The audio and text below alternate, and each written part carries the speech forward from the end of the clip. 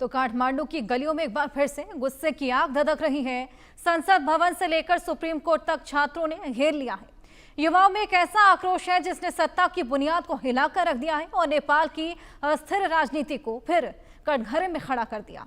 मानो नेपाल की राजनीति अस्थिरता के ऐसे दलदल में फंसी है जहां से निकलना पिछले 17 सालों में किसी भी सरकार के लिए संभव नहीं हो पाया। नेपाल को दुनिया का सबसे अस्थिर देश कहा जाता है। 2008 में राजतंत्र के खात्मे के बाद लोकतंत्र का सूरज जरूर निकला, मगर राजनीतिक स्थिरता अब तक मृग तृष्णा ही बनी हुई है। इस छोटे से देश ने महज 17 साल में 14 प्रधानमंत्रियों को आते जाते देखा और अब जब एक बार फिर से नेपाल का राजनीतिक संकट लगातार गहराता जा रहा है। नेपाल में सोशल मीडिया बैन के खिलाफ भड़का विरोध महज 2 ही दिनों में अभूतपूर्व राजनीतिक संकट और हिंसा में तब्दील हो गया।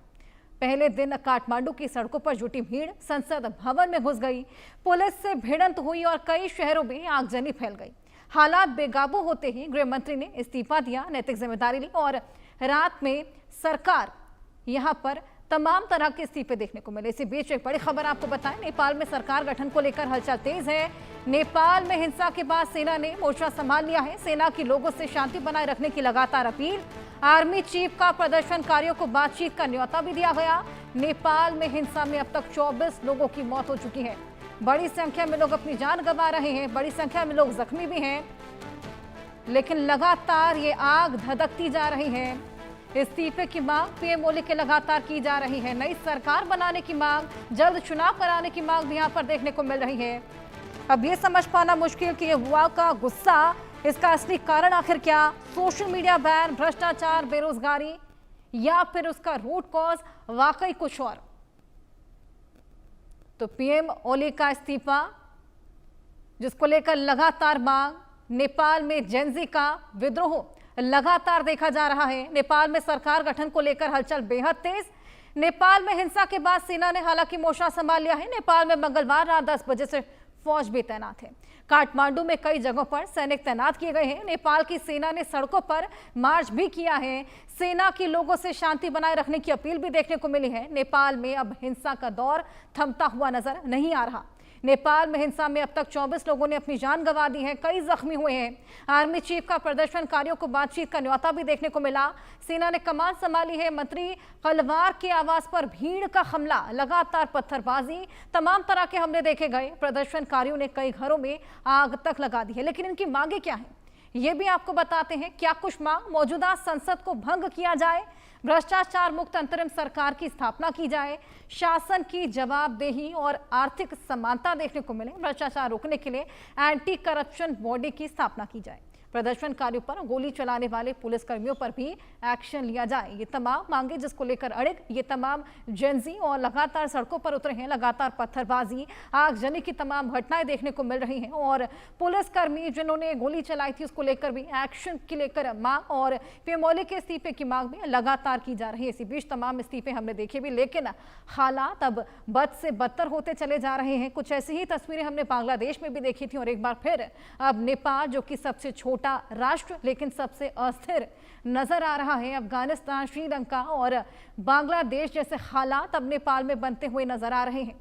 लगातार ये प्रदर्शन, आइए इसी को लेकर और बातचीत करेंगे। हमारे साथ कर्नल रिटायर्ड संजीव सिरोही जी, जो कि रक्षा विशेषज्ञ हैं, और अरविंद सिंह तेजावन, जो कि विदेश मामलों के जानकार हैं, दोनों ही जुड़ गए हैं। बहुत स्वागत है आप दोनों का। संजीव जी, लगातार ये तस्वीरें हम अपने दर्शकों को दिखा रहे हैं, बेहद ज्यादा आग प्रदर्शन की धधकती हुई नजर आ रही है। क्या लगता है इसका रूट कॉज? क्या वाकई भ्रष्टाचार है, बेरोजगारी है, या फिर कुछ और? सबसे पहले तो मैं आपका धन्यवाद देता हूं कि आपने मुझे अहम मुद्दे पे बात करने के लिए अपने चैनल पे मुझे आमंत्रित किया। जय हिंद। ये जो हम पिछले 2 दिन से देख रहे हैं, जो नेपाल में हो रहा है, ये सोशल मीडिया एक बहाना था। सोशल मीडिया एक टर्निंग पॉइंट था, एक फ्लैश पॉइंट था, लेकिन वहां के जैसे हालात है, जैसे आपने अभी खुद ही बताया है कि 2008 से लेके और अब तक तकरीबन 14 सरकारें बदल चुकी है, प्राइम मिनिस्टर बदल चुके हैं, वही चेहरे हैं, 3-4 चेहरे हैं जो बदल बदल कर आते रहते हैं। देश की कोई तरक्की नहीं हुई, देश में बेरोजगारी है, देश में जो है बढ़ती कीमतें हैं और देश में जो है बहुत बड़ी समस्याएं हैं जिनका जो है अभी तक कोई किसी भी सरकार ने कोई समाधान नहीं निकाला। तो ये जब चीजें बढ़ती जा रही थी तो इसमें जो एक नई चीज आई है वो नेपो किड का आया है कि ये जो वहां पे रूलिंग क्लास है, जो जो वहां पे गवर्नमेंट में आते हैं, मिनिस्टर बनते हैं, वो जनता से चुने हुए आते हैं, लेकिन जब वो सरकार में आ जाते हैं तो उनके ऐशो आराम बढ़ जाते हैं, उनके नहीं उनके बच्चों के ऐशो आराम बढ़ जाते हैं। और वो ही बच्चे फिर वो जो है अपनी वीडियोस बना के यूट्यूब पे डालते हैं, जिससे जो आम जनता है उनको ये लगता है, उनके अंदर एक रोष पैदा होता है कि जिनको हमने सत्ता दी, जिनको हमने चुन के लेके आए, वो जिंदगी में आगे बढ़ चुके, वो ऐश कर रहे हो, हम जो थे वो वहीं के वहीं रह गए। और इसका असर जो है, जो जेन जी है क्लास है, जो स्टूडेंट्स हैं, जो 18 साल से लेके 25 और 27 साल तक की उम्र के लोग हैं, जिनकी बड़ी बड़ी आशाएं हैं, बड़ी उम्मीदें हैं, जब उनको लगता है कि उनकी उम्मीदें पूरी नहीं हो रही हैं तो उनके अंदर एक बहुत बड़ा रोष था। और वो रोष जो है, जो फ्लैश पॉइंट आया वो तब आया जब ओली साहब जो है वहां से एससीओ समिट से और चाइना की विक्ट्री परेड देख के जब वापस आए, और 4 सितंबर को उन्होंने जो है ये जितनी 26-27 जो सोशल मीडिया थी और जिनमें ज्यादातर क्या सारी की सारी जो अमेरिकन जो सोशल मीडिया थी उनको बैन कर दिया। बिल्कुल अब बिल्कुल। जो लेकिन जेन जी इसी बीच सर कितने असमंजस की बात है कि जिस नेपाल को ना मुगल जीत पाए ना अंग्रेज उसको गुलाम बना पाए, वहां के ये हालात इस तरह के देखने को मिल रहे हैं।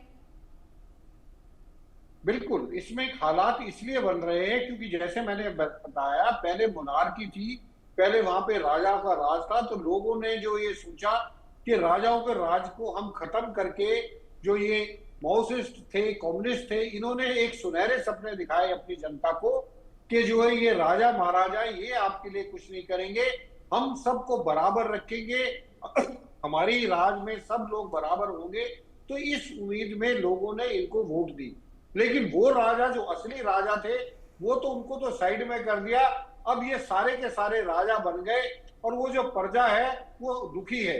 तो उसकी वजह से ये जो है लोगों में बड़ा रोष था, खास तौर पर यंग जनरेशन। और यंग जनरेशन का आप जो जेड बोल रहे हैं, इनको इनकी क्वालिटीज को समझने की बहुत जरूरत है। ये वो जो जनरेशन है जो कि पैदा होते ही जिन्होंने डिजिटल डिवाइसेस देखे हैं, ये सारे दिन अगर 16 घंटे ये जागते हैं तो 16 घंटे में से कम 7-8 घंटे ये डिजिटल डिवाइसेस पे रहते हैं, चाहे वो व्हाट्सएप हो, चाहे फेसबुक हो, चाहे इंस्टाग्राम हो। उससे ये सीखते हैं, क्लासेस भी अटेंड करते हैं, बातचीत भी उससे करते हैं, कम्युनिकेशन भी इनका उससे होता है। और वही चीज जब आप बंद कर दोगे, और वो भी अमेरिकन मीडिया को, चाइनीज मीडिया को, जो टिकटॉक है उनको आप छेड़ेंगे नहीं, तो इस तरीके से ये लोगों के मन में ये भावना आई कि ये जो सरकार है ये हमारी आवाज को बंद करना चाहती है। और उसकी वजह से ये फ्लैश पॉइंट जो था सोशल मीडिया को बैन करने का, उसकी वजह से ये हुआ। और दूसरी चीज जो सबसे महत्वपूर्ण बात है, शुरू में जो ये आंदोलन था जेड का, ये बहुत ही शांतिपूर्ण आंदोलन चल रहा था, लेकिन जो पुलिस ने गोलियां चलानी शुरू कर दी, गोलियां सिक्योरिटी फोर्सेस लास्ट में चलाते हैं, उससे पहले टीयर गैस छोड़ते हैं, उससे पहले वाटर कैनन करते हैं, लाठी चार्ज करते हैं, गोली का जो सारा सबसे लास्ट में लिया जाता है जब ये दिखता है कि अब हालात बहुत बिगड़ चुके हैं।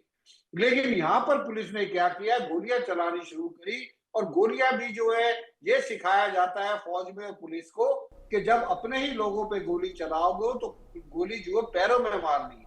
लेकिन यहाँ पे ओली सरकार को ये चाइना का जो उनके दिमाग में माइंड सेट था, जैसे चाइना में स्टूडेंट्स के ऊपर टैंक चढ़ा दिए थे, तो इन्होंने भी जो गोलियां लोगों के सिर में मारी, जिसकी वजह से पहले ही दिन 19 स्टूडेंट्स की मौत हो गई।